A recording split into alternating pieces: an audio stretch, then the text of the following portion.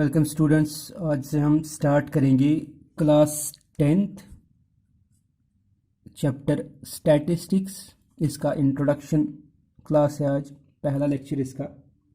तो सबसे पहले अगर हम इस चैप्टर में हम देखेंगे इसमें हमें क्या पढ़ना है। इसमें हमें इस क्लास में 10th क्लास में 3 चीज़ों के बारे में पढ़ना है: mean, median and mode of the data. 9th class में ऑलरेडी हम बेसिक जो इसका इंट्रोडक्शन है स्टैटिस्टिक्स का और उनका ग्राफिकल रिप्रेजेंटेशन हमने किया हुआ है। तो इस क्लास में हमें मीन ऑफ द डेटा निकालना है, mode of the data and median of the data निकालना है। उसके लिए डिफरेंट फार्मूलाज है और उन फार्मूला से हम कैसे मीन, मीडियन और मोड निकालेंगे वो हम इस पूरे चैप्टर में देखेंगे। तो थोड़ा सा क्विक रिवीजन है। स्टैटिस्टिक्स जो है ये क्या सब्जेक्ट है, क्या हम इसमें करते हैं। स्टैटिस्टिक्स जो है ये एक ऐसा सब्जेक्ट है जिसमें हम सबसे पहले क्या करते हैं, डेटा को कलेक्ट करते हैं, कलेक्शन ऑफ डेटा। पहला स्टेप इसमें क्या है, कलेक्शन। किसका कलेक्शन? डेटा का कलेक्शन। डेटा क्या होता है वो हम आगे जाके डिस्कस करेंगे। तो सबसे पहला स्टेप जो स्टैटिस्टिक्स में है वो है कलेक्शन ऑफ डेटा। उसके बाद इसी डेटा को क्या किया जाता है, इसको अरेंज किया जाता है, अरेंजमेंट ऑफ डेटा। अरेंज किया जाता है, ग्रुप किया जाता है डिफरेंट पैटर्न्स में। उसके बाद इसी डेटा को, इसी अरेंजमेंट को रिप्रेजेंट किया जाता है। कैसे रिप्रेजेंट किया जाता है? In terms of graphs, in terms of diagrams, जैसे पाई डायग्राम है, हिस्टोग्राम है, बार ग्राफ है। तो उसको हम बोलेंगे, यहाँ पे टर्म यूज करेंगे रिप्रेजेंटेशन या ग्राफिकल रिप्रेजेंटेशन। तो पहला स्टेप डाटा को कलेक्ट किया जाता है, दूसरा स्टेप उसी डेटा को अरेंज किया जाता है, तीसरा स्टेप उसी डेटा को रिप्रेजेंट किया जाता है, उसको रिप्रेजेंटेशन दी जाती है, ग्राफिकल रिप्रेजेंटेशन, या तो बार ग्राफ से या तो हिस्टोग्राम से, ठीक है, डिफरेंट तरीके हैं। और उसके बाद उसी डेटा को क्या किया जाता है, एनालाइज किया जाता है। डिफरेंट फार्मूलाज हम उस पर अप्लाई करते हैं और उस डेटा की एनालिसिस की जाती है। और एनालिसिस करने के बाद उसी डेटा के हम निकालते हैं डिफरेंट रिजल्ट्स। तो इन शॉर्ट हम करना क्या चाहते हैं इस स्टैटिस्टिक्स में, हमारे पास डेटा होता है और उस डेटा से हम रिजल्ट्स निकालते हैं। That result is known as meaningful information. तो अगर अब हम स्टैटिस्टिक्स को डिफाइन करेंगे तो हम कहेंगे statistics is the collection of data, arrangement of data, representation, analysis and giving out results. या इन शॉर्ट हम बोल सकते हैं इट इज द स्टडी। किसका study? It is the study of data.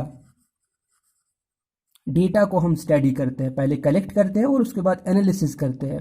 और डेटा को स्टडी करने के बाद उससे क्या निकाला जाता है, मीनिंगफुल इंफॉर्मेशन।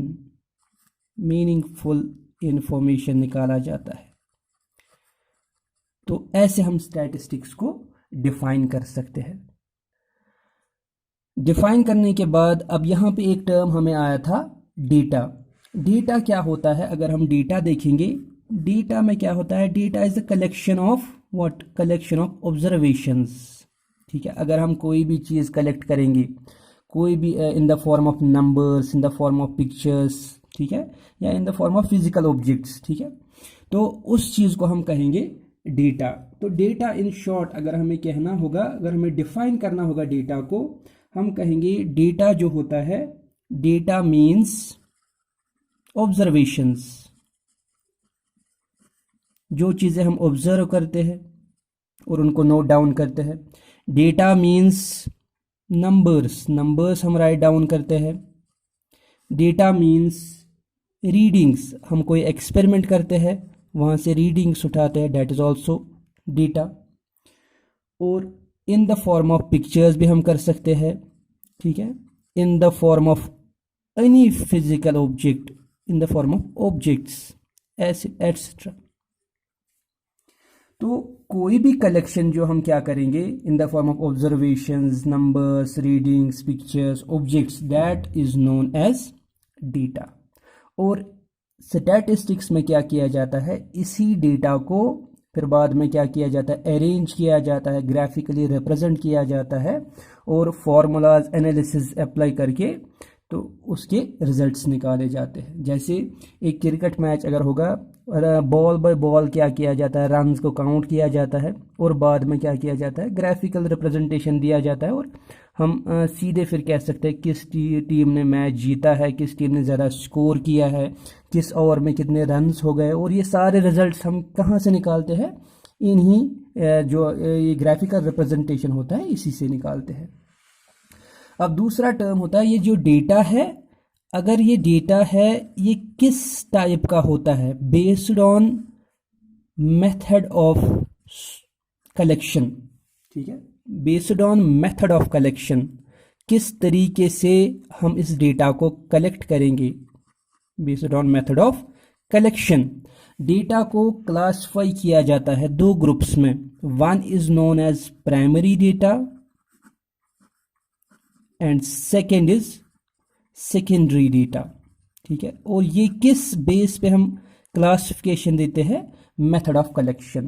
कौन सा तरीका, कौन सा मेथड यूज हुआ है कलेक्शन के लिए, उस बेस पे डेटा को ग्रुप किया जाता है दो टाइप्स में, one is called primary data and second is called secondary data. अब प्राइमरी डेटा क्या होता है, इसको आप नोट कीजिए। प्राइमरी डेटा जो है ये वो डेटा होता है जो एक ऑब्जर्वर, जो एक इन्वेस्टिगेटर, मींस जो इस डेटा को कलेक्ट कर रहा है। प्राइमरी डेटा वो डेटा होता है which is collected bye investigator, जो क्या किया जाता है, कलेक्टेड बाय इन्वेस्टिगेटर, मींस जो इन्वेस्टिगेटर होता है वही उसको कलेक्ट करता है and used by same investigator।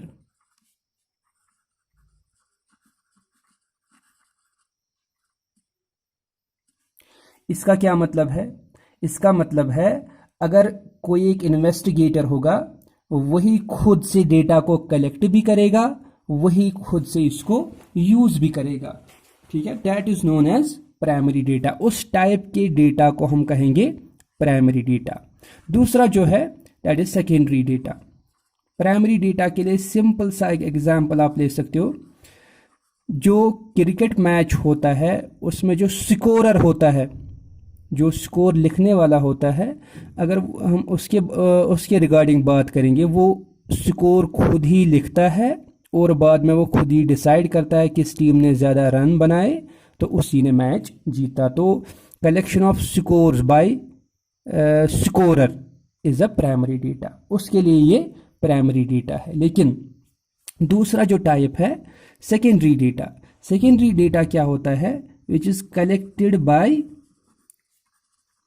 One investigator, जो किसी एक ने कलेक्ट किया होगा and used by some other, और किसी और ने यूज़ किया होगा। फॉर एग्जाम्पल, इसका सिंपल एग्जाम्पल अगर हम लिखेंगे, यूज़ ऑफ इंटरनेट। तो इंटरनेट पे अगर मैं कोई भी चीज़ सर्च करूँगा, क्या वो मेरे लिए प्राइमरी डेटा होगा कि सेकेंडरी डेटा होगा? फॉर एग्जाम्पल मैं 9th क्लास के मैथ के बारे में डेफिनेशन ऑफ मैथ में निकाल रहा हूँ, या 10th क्लास की का कोई टॉपिक मैं निकाल रहा हूँ विद हेल्प ऑफ इंटरनेट। तो उसके लिए क्या होगा, वो डेफिनेशंस जो है ऑलरेडी वहाँ पे किसी ने लिखी होगी। अब मैं क्या कर रहा हूँ, मैं गूगल से सीधे सर्च कर रहा हूँ और डायरेक्टली उनको यूज़ कर रहा हूँ। डैट मीन्स मैं उन डेटा को कलेक्ट करने वाला सोर्स नहीं हूँ। ठीक है, कलेक्ट वो किसी और ने किए है और यूज़ कोई और कर रहा है। उस टाइप की डेटा को हम क्या कहेंगे, उस टाइप की डेटा को हम कहेंगे सेकेंडरी डेटा। मीन्स जो भी हम चीज़ें यूज़ करते हैं इंटरनेट पे, जो भी चीज़ें हम सर्च वगैरह करते हैं यूट्यूब पे, जितने भी चीज़ें हम सर्च कर रहे हैं, तो वो हमारे लिए क्या है, वो हमारे लिए होती है secondary data.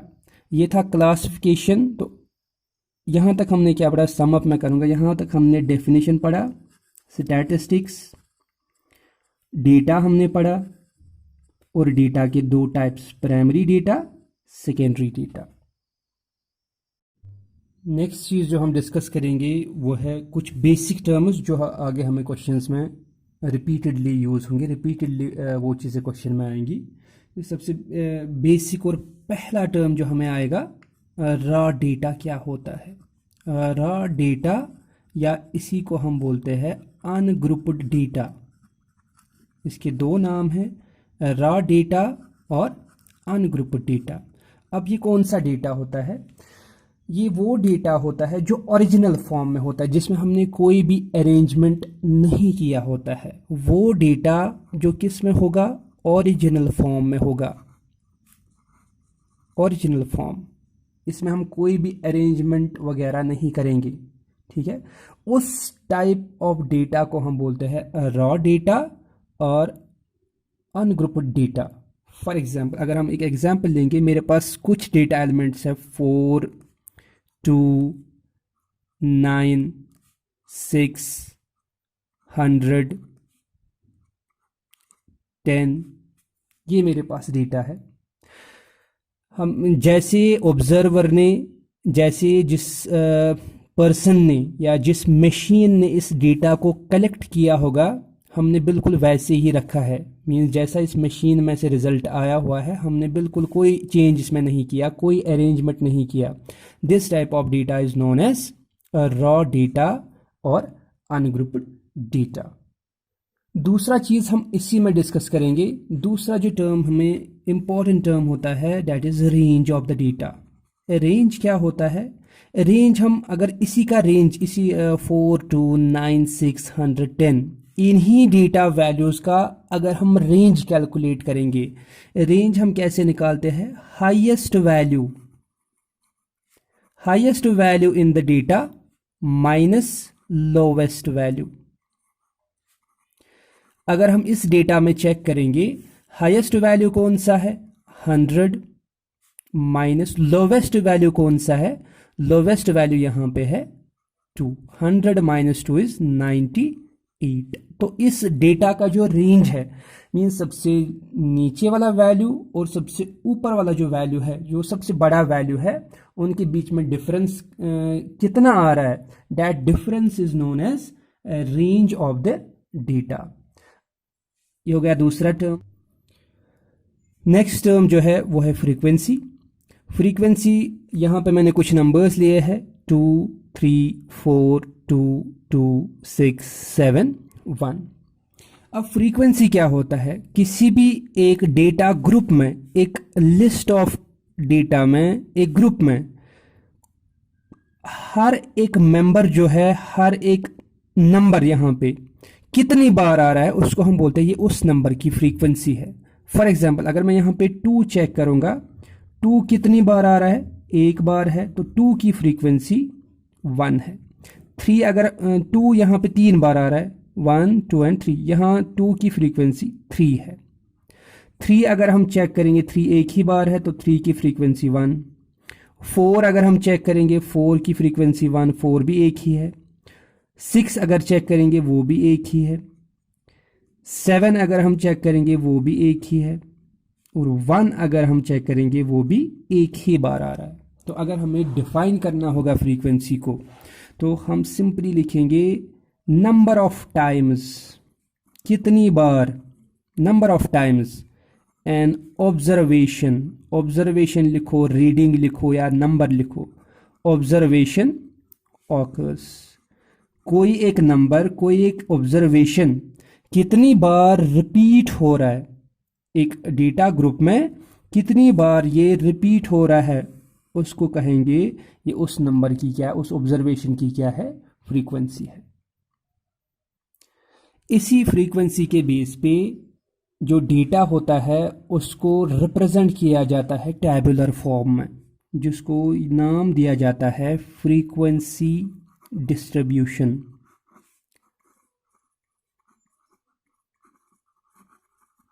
On the basis of frequency, data is represented in the form of tables बनाए जाते हैं।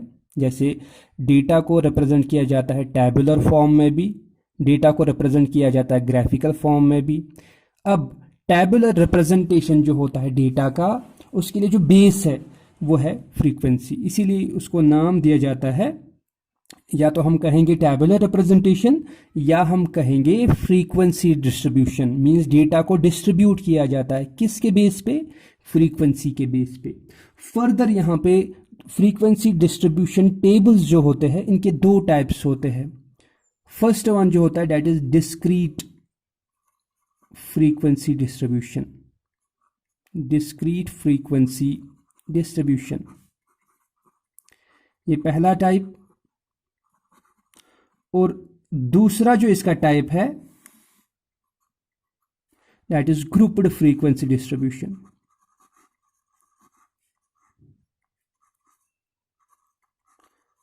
तो बेस्ड ऑन फ्रीक्वेंसी जो टेबल्स होते हैं, जो टेबुलर रिप्रेजेंटेशन होता है डेटा का, वो दो टाइप्स में किया जाता है। One is called discrete frequency distribution और सेकेंड वन जो होता है that is grouped frequency distribution. जो डिस्क्रीट फ्रीक्वेंसी डिस्ट्रीब्यूशन है उसको हम समझते हैं। यहाँ पे मैंने एज एन एग्जांपल क्या लिया, number of books in 6 bags. हम क्या करेंगे, 6 स्टूडेंट्स की हम बैग की चेकिंग करेंगे और हम चेक करेंगे उनमें कितने बुक्स है। तो पहला जो स्टूडेंट है उसके बैग में 1 बुक है, दूसरा स्टूडेंट जो है उसके बैग में भी 1 ही बुक है, तीसरा स्टूडेंट जो है उसके बैग में 2 बुक्स है, फोर्थ स्टूडेंट के बैग में 3 बुक्स है, फिफ्थ स्टूडेंट के बैग में 3 बुक्स है और सिक्स्थ स्टूडेंट के बैग में 4 बुक्स है। तो यहाँ पे एक टेबल मैंने बनाया। पहले कॉलम में आप 3 कॉलम्स बनाओगे, पहले कॉलम में नंबर ऑफ बुक्स, दूसरे में टैली मार्क और थर्ड में फ्रीक्वेंसी। पहले कॉलम में हम देखेंगे नंबर ऑफ बुक्स में क्या क्या नंबर्स आ रहा है। क्या 1 आ रहा है, यहाँ पे हम 1 लिखेंगे। दूसरी बार भी 1 आ रहा है लेकिन हम इसको रिपीट नहीं करेंगे, हम एक ही बार 1 लिखेंगे। उसके बाद दूसरा नंबर कौन सा है, 2 है, तीसरा नंबर 3 है और 4 है। ठीक है, अब हम चेक करेंगे हमारी जो ये डेटा दिया हुआ है इसमें 1 जो है उसकी फ्रीक्वेंसी क्या है, वो कितनी बार आ रहा है। अगर हम चेक करेंगे यहाँ पे 1 जो है वो 2 बार रिपीट हो रहा है, इसलिए हम यहाँ इसकी फ्रीक्वेंसी के कॉलम में 2 लिखेंगे। मींस 1 जो है वो 2 बार रिपीट हो रहा है। 2 कितनी बार आ रहा है, वो भी 1 ही बार है। 3 कितनी बार है, वो 2 बार है। और 4 कितनी बार है, 1 बार। ठीक है, और टैली मार्क से कैसे रिप्रेजेंट किया जाता है, 2 है, फ्रीक्वेंसी को रिप्रेजेंट किया जाता है। 2 है यहाँ पे तो 2 लाइन ऐसे, 1 है यहाँ पे तो 1 लाइन, 2 है यहाँ पे 2 लाइन्स, 1 है यहाँ पे 1 लाइन। ठीक है, और जब हम फ्रीक्वेंसीज को ऐड करेंगे यहाँ पे ये बराबर आना चाहिए जितने हमने बैग्स चेक किए हुए हैं। कितने बैग्स हमने चेक किए, 6 बैग्स चेक किए, तो ये भी आना चाहिए 6। 2 + 1 इज 3, 3 + 2 इज 5, 5 + 1 इज 6। तो यहाँ हम लिखते हैं ऐसे टोटल, और फ्रीक्वेंसी टोटल कितने बच्चों की है, कितने बच्चों के बैग्स हमने चेक किए हैं, दैट मीन्स 6 बैग्स हमने चेक किए हैं। अब डेटा जो है हमारे पास हर टाइम पे ऐसा नहीं होता है, या कभी हमारे पास डेटा जो होता है वो बहुत ज़्यादा होता है। मीन्स अगर यहाँ पे 6 वैल्यूज थे तो हमने डायरेक्टली ऐसे इसको ग्रुप किया। लेकिन कभी अगर हमारे पास 1000 वैल्यूज़ होंगे, 2000 वैल्यूज़ होंगे, 3000 वैल्यूज़ होंगे, उनके लिए हम क्या करते हैं, उनके लिए जो नेक्स्ट वाला है ग्रुप्ड फ्रीक्वेंसी डिस्ट्रीब्यूशन टेबल, वो हम उसके लिए यूज़ करते हैं। हम क्या करते हैं, डिफरेंट ग्रुप्स बनाते हैं, डिफरेंट क्लासेस बनाते हैं। वो हम नेक्स्ट एग्जांपल में देखेंगे कैसे हम बड़े से बड़े डेटा को कंडेंस करके ग्रुप्स में लिखते हैं, क्लासेस में लिखते हैं और फिर उनके रिजल्ट्स निकालते हैं। इस एग्जाम्पल से हम समझेंगे ग्रुप्ड फ्रीक्वेंसी डिस्ट्रीब्यूशन टेबल क्या होता है। तो यहाँ पे हमने क्या लिया है, एग्जाम्पल के तौर पे हमने मार्क्स ऑफ 30 स्टूडेंट्स यहाँ पे लिए हैं। 38, 26, 4 अप टू 18। ये जो डेटा एंट्रीज है ये है 30 एंट्रीज यहाँ पे। तो इसी डेटा को हम अरेंज करेंगे in the form of distribution table, grouped frequency distribution table. अब क्यों हमें पड़ी इस चीज़ की, क्यों हम डेटा को कंप्रेस करते हैं, कंडेंस करते हैं, क्योंकि अभी तो यहाँ पे सिर्फ 30 वैल्यूज़ है, ये तो हम कैलकुलेट कर पाएंगे अलग अलग से, लेकिन जितने नंबर ऑफ वैल्यूज़ जो है इंक्रीज हो जाएंगे उतना हमारे लिए कम्प्लेक्स हो जाएगा ये प्रॉब्लम। और इसीलिए हम क्या करते हैं, जो हमारे पास बड़े बड़े डेटास होते हैं उनको हम कंडेंस करते हैं, कंप्रेस करते हैं इन द फॉर्म ऑफ ग्रुप्स। तो कंप्रेस हम कैसे करेंगे, हम चेक करेंगे इस डेटा में सबसे छोटा वैल्यू कौन सा है, 2 है, सबसे बड़ा वैल्यू कौन सा है, वो 47 है। मींस हमारा रेंज ऑफ डेटा जो है वो 2 से लेके 47 तक हमारा डेटा जा रहा है। अब हमारी चॉइस होती है हम कितने का ग्रुप बनाएंगे। जैसे यहाँ पे टेबल में हमने क्या लिया है, 3 कॉलम्स लिए हैं, marks, tally mark and frequency. पहला जो क्लास हमने लिया है, या तो हम इसको बोलेंगे क्लास या तो हम इसको बोलेंगे क्लास इंटरवल, दोनों नाम हम यूज कर सकते हैं। हमने लिया है 0 to 10, मीन्स 0 से लेके 10 तक कितने स्टूडेंट्स इस ऊपर वाले डेटा में हैं जिनके मार्क्स क्या आ रहे हैं 0 से लेके 10 तक। लेकिन एक इम्पॉर्टेंट कंडीशन यहाँ पे है, 10 यहाँ पे भी है, 10 नीचे वाले ग्रुप में भी है। तो इसलिए हम क्या करते हैं, दो में से एक जगह हम 10 लेते हैं। 10 हमेशा कंसिडर किया जाएगा नीचे वाले ग्रुप में, ठीक है। अपर यहाँ पे नहीं काउंट, अपर वाले ग्रुप में काउंट नहीं किया जाएगा। इसीलिए इसी तरह यहाँ पे नीचे 20 जो है यहाँ पे भी है, यहाँ पे भी है, ये नीचे काउंट किया जाएगा। 30 यहाँ भी है, 30 यहाँ भी है, 30 ऊपर नहीं नीचे काउंट किया जाएगा। इस तरह से 40 यहाँ भी है, 40 यहाँ भी है, 40 यहाँ नहीं नीचे काउंट किया जाएगा, ठीक है। तो अगर हम इसमें देखेंगे 0 से लेके 10 तक, अगर मैं यहाँ पे काउंट करूँगा 0 से लेके 10 तक, वो कितने स्टूडेंट्स ऐसे हैं जिनके मार्क्स 0 से 10, अब 10 यहाँ पे नहीं लेना है, 10 से छोटा 9 तक लेना है, 9.99 तक। तो वो आ रहे, एक ये है, हो गया 1, 4 भी है, 2 भी है, और आपको आएगा यहाँ पे 6 भी आएगा। तो कितने वैल्यूज़ है ये, हो गई 4, 8 भी है, 8 यहाँ दूसरा भी है, 10 यहाँ पे है, 10 कंसिडर नहीं करना है क्योंकि 10 आएगा नेक्स्ट ग्रुप में।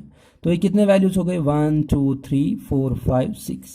तो इसके स्ट्रेट में हम लिखेंगे 6। तो इसकी जो फ्रीक्वेंसी है, कितने स्टूडेंट्स के मार्क्स इस रेंज में आते हैं, इस ग्रुप में आते हैं, this is known age group, या इसको बोलेंगे क्लास, या इसको बोलेंगे क्लास इंटरवल। कितने नंबर ऑफ स्टूडेंट्स है, 6। अब हम चेक करेंगे 10 से 19 तक, 20 यहाँ पे काउंट नहीं करना है। अगर मैं यहाँ पे देखूंगा वो आ रहे हैं 10 स्टूडेंट्स। उसके बाद नेक्स्ट 20 से लेके 29 तक वो आ रहे हैं 6 स्टूडेंट्स। 30 से लेके 39 तक 40 कंसिडर नहीं करना है, वो आ रहे हैं 4 स्टूडेंट्स। 40 से लेके 50 तक 50 कंसिडर नहीं होगा क्योंकि हमारा डेटा में भी 50 नहीं है, इसलिए यहाँ पे भी कंसिडर करने की ज़रूरत नहीं है, आगे वाला ग्रुप भी नहीं लेना है। तो यहाँ पे आएगा 4। और जितनी भी फ्रीक्वेंसी आपने लिखी ये आना चाहिए कितने, जितने स्टूडेंट्स हमारे पास थे, कितने स्टूडेंट्स थे, 30 थे।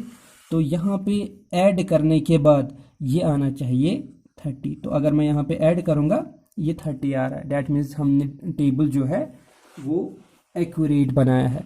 उसके बाद टैली मार्क, लेकिन टैली मार्क उतना भी ज़्यादा इंपॉर्टेंट नहीं है, लेकिन अब हम यहाँ पे दिखाएंगे। टैली मार्क जो है 6 हमें दिखाना है, 1, 2, 3, 4 एंड 5, ऐसे 5 ऐसे दिखाया जाता है। और ये हो गया, एक लाइन हो गया 6। 10 हमें दिखाना है, 1, 2, 3, 4, 5, 1, 2, 3, 4, 5, 5 + 5 is 10। 6 दिखाना है फिर से, 1, 2, 3, 4, 5 एंड 6। 4 दिखाना है, 1, 2, 3 एंड 4, 4 लाइन्स। 4 दिखाना है, 1, 2, 3 एंड 4।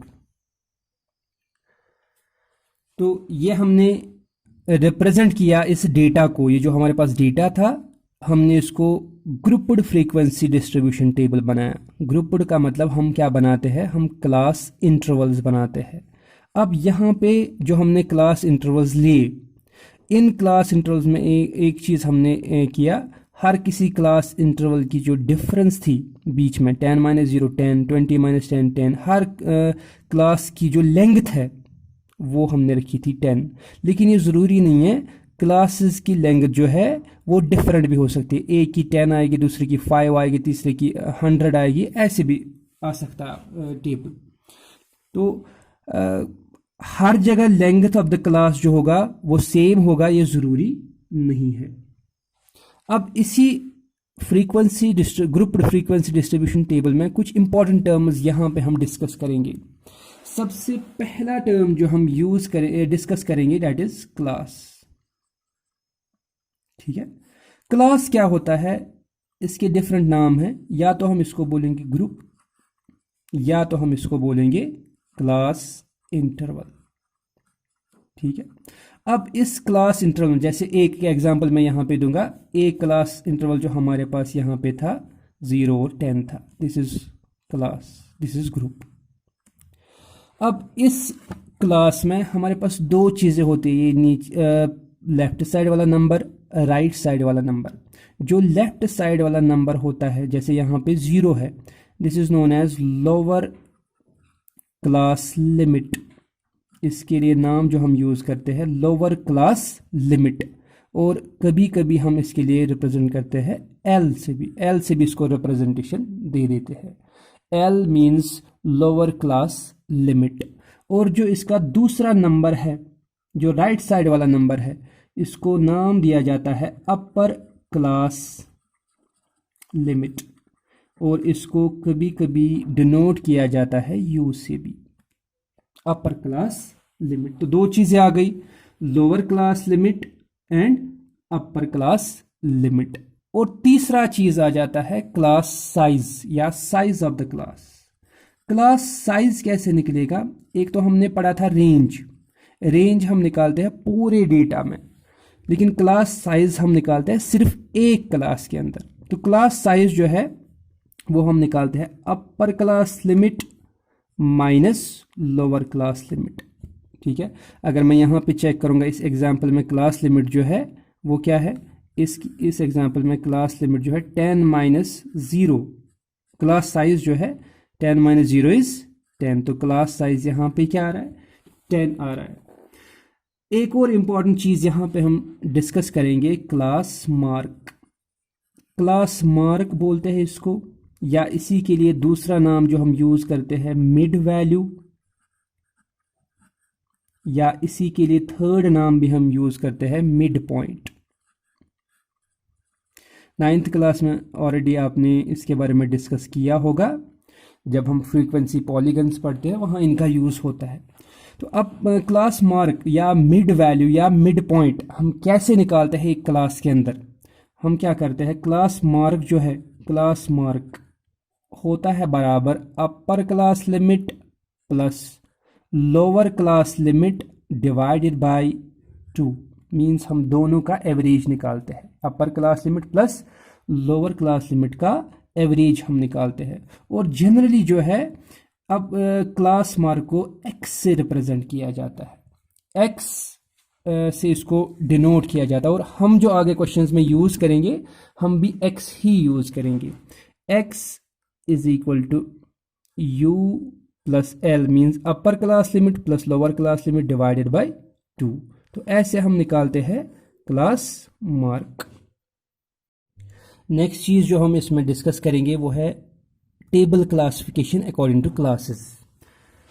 टेबल क्लासिफिकेशन मीन्स जो अभी हमने डिस्कस किया ग्रुप्ड फ्रीक्वेंसी डिस्ट्रीब्यूशन टेबल, इसमें क्लासेस जो है वो दो टाइप्स के हो सकते हैं। एक टाइप क्लास ऐसे हो सकता है, अगर मैं एग्जांपल दूंगा 0 to 10, 11 to 20, 21 to 30, 31 to 40, 41 to 50, जैसे अभी हमने डेटा यूज़ किया था। अब उसी को मैं थोड़ा चेंज कर रहा हूँ। अगर मेरे पास क्लास ऐसे होगा, क्लास इंटरवल ऐसे होगा 0 to 10, उसके बाद ब्रेक है, उसके बाद 10 यहाँ पे नहीं है, यहाँ पे 11 है, 11 to 20 ब्रेक है, उसके बाद 21 to, मीन्स हर एक क्लास जो है वो अलग अलग है, डिस्क्रीट है। जब क्लासेस को ऐसे रिप्रेजेंट किया जाएगा, जब क्लासेस को ऐसे डिनोट किया जाएगा, ऐसे आपको क्लासेस लिखे होंगे, उस वाले मेथड को हम बोलते हैं, इस मेथड को जब हम क्लासेस को ऐसे दिखाएंगे, that method is known as inclusive method. Inclusive method, और इंक्लूसिव मेथड का ही दूसरा नाम है नॉन कंटिन्यूअस क्लास। इसमें क्लासेस जो है वो कंटिन्यूअस नहीं होते हैं। और यहाँ पे डायरेक्टली आपको पता चल जाता है 0 to 10, उसके बाद 10 यहाँ पे नहीं है, यहाँ पे 11 है, मीन्स ब्रेक लगा बीच में एक का, तो यहाँ पे क्लासेस जो है वो कंटिन्यूअस नहीं है। तो जब आपको क्लासेस ऐसे रिप्रेजेंट किए जाएंगे जो कंटिन्यूअस नहीं होंगे, that method is known as inclusive method. लेकिन एक चीज हमारे पास क्या है, हम इस नॉन कंटिन्यूअस क्लास को कन्वर्ट कर सकते हैं कंटिन्यूअस क्लास में। This can be converted into continuous class. कैसे करते हैं? हम अपर लिमिट को ऐड करते हैं 0.5 और लोअर लिमिट को माइनस करते हैं 0.5। अब इस टाइप का क्वेश्चन तो आपके यहाँ इस क्लास में नहीं आएगा, लेकिन हो सकता है अगर आपको कहीं पे आया क्वेश्चन। लेकिन आपको एक चीज़ याद रखना है, अगर आपको इंक्लूसिव क्लास भी आएगा, नॉन कंटिन्यूअस क्लास भी आएगा, उसको भी हम कन्वर्ट कर सकते हैं कंटिन्यूअस क्लास में। कैसे? अपर लिमिट को, हर क्लास के अपर लिमिट को, मीन्स राइट साइड वाले नंबर्स को हम क्या करते हैं, प्लस करते हैं 0.5, और हर लोअर लिमिट को, मीन्स लेफ्ट साइड वाले नंबर्स को हम क्या करते हैं, माइनस करते हैं 0.5। उससे क्या होता है, ये क्लासेस जो है ये बन जाते हैं कंटिन्यूअस। यहाँ पे हम चेक करेंगे कैसे ये कंटिन्यूअस बनेंगे। अगर हम पहले क्लास में करेंगे, 0 को क्या करना, लोअर है ये, इसको माइनस करना, ये आएगा -0.5, टू 10 को ऐड करना क्योंकि ये अपर क्लास है, ये बनेगा 10.5। दूसरा क्लास क्या बनेगा, इसको माइनस करना है 11 को अगर 0.5 माइनस करेंगे वो बनेगा 10.5, टू, ये माइनस नहीं यहाँ पे, ये है टू रेंज, इसको ऐड करना है, ये आएगा 20.5। इसी तरह से आगे आप देखो ये कंटिन्यू हो जाएंगे, 20.5 ये बनेगा 30.5, उसके बाद 30.5 ये बनेगा 40.5, नेक्स्ट वाला क्या बनेगा 40.5, ये बनेगा 50.5। तो यहाँ ऐसे अगर हम इस ग्रुप को देखेंगे, इस क्लास को देखेंगे, तो ये है कंटिन्यूअस। तो ये हो गया एक टाइप। अगर हमारे पास डेटा जो होगा, ग्रुप्स जो होंगे वो किस में होंगे, नॉन कंटिन्यूअस फॉर्म में होंगे, तब उस मेथड को जब हम वहाँ सोल्यूशन करेंगे उसको नाम दिया जाता है इंक्लूसिव मेथड। लेकिन अब अगर आपके पास कंटिन्यूअस होंगे, जैसे ये है, ये कंटिन्यूअस है, this is known as exclusive method. Exclusive method of representation of grouped frequency distribution table, या इसी को बोला जाता है कंटिन्यूअस क्लास रिप्रेजेंटेशन। ठीक है, तो ये था कुछ बेसिक इंट्रोडक्शन रिगार्डिंग स्टैटिस्टिक्स और कैसे कैसे हमारे पास टेबल्स होते हैं। आगे हम डिस्कस करेंगे मेजर्स ऑफ सेंट्रल टेंडेंसी, जो 10th क्लास के सिलेबस में है। 10th क्लास के सिलेबस में सिर्फ और सिर्फ है मेजर्स ऑफ सेंट्रल टेंडेंसी, वो हम आगे डिस्कस करेंगे। और उसमें भी हमें डिस्कस करना है मीन, मीडियन एंड मोड, और उनके लिए डिफरेंट फार्मूलाज, कैसे हम उनको कैलकुलेट करेंगे।